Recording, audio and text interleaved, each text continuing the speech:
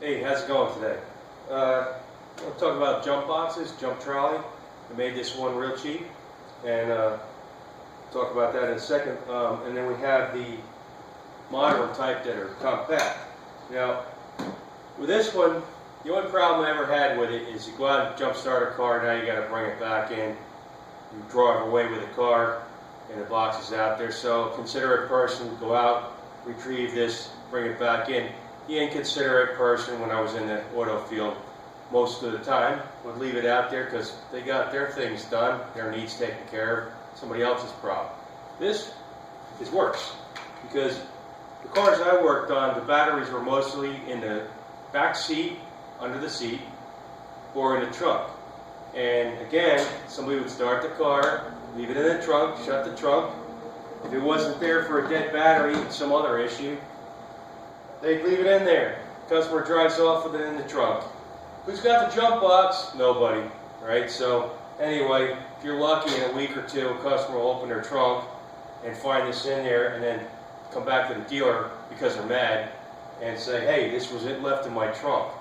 So that's the problem with this, but really the big problem is they have no energy.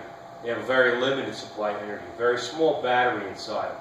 And it's fine if you want to start something like this, but if you want to start something like this, it better start right up, and it's definitely not going to start that back up. So we'll talk about that in a second.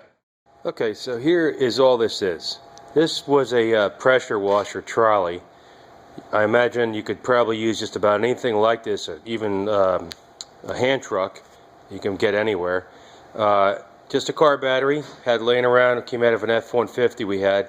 It was a real good battery and has plenty of power.